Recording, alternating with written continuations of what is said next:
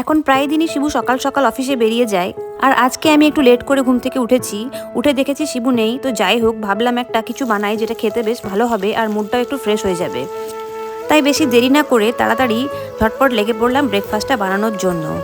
আচ্ছা, কম বেশি তোমরা প্রত্যেকেই তো উপমা খেয়েছো, বাট টমেটো দিয়ে উপমা কখনো খেয়েছো কি? এটা কিন্তু দারুণ লাগে, একবার বানিয়ে দেখো। আমি কথা দিচ্ছি তোমাদের দারুণ খেতে লাগবে। একটা মেন ইনগ্রিডিয়েন্ট আমি মিস করে গেছি, সেটা হচ্ছে কারি পাতা।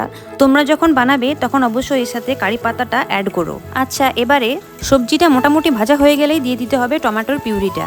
আবারও ভালো করে ফ্রাই করে নিতে হবে যাতে টমেটোর গন্ধটা একদমই না থাকে। তারপর না একটু বেশি করে জল দিতে হবে, আর তারপরে ঢেলে দিতে হবে সুজিটা।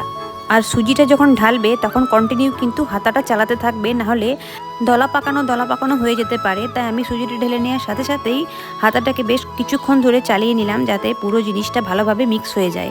এইভাবে বেশ কিছুক্ষণ নাড়াচাড়া করার পরই দেখবে এর কনসিস্টেন্সিটা একদম গাঢ় হয়ে আসছে। বেশ কিছুক্ষণ নাড়াচাড়া করতে করতেই জলটা পুরো টেনে নিলেই ব্যাস তোমার তৈরি হয়ে যাবে সুজির উপমা। এই উপমাটার সাথে আমি একটু গাওয়া ঘি অ্যাড করেছিলাম, বাড়ির তৈরি একদম। তো সেটা দেওয়াতে এর টেস্টটা আরও এনহ্যান্স করে গেছিলো। তোমাদের কাছে থাকলে তোমরাও কিন্তু অ্যাড করতে পারো। ভিডিওটা ভালো লাগলে লাইক শেয়ার সাবস্ক্রাইব অবশ্যই করে দিও। দেখা হচ্ছে পরের ব্লগে। টাটা।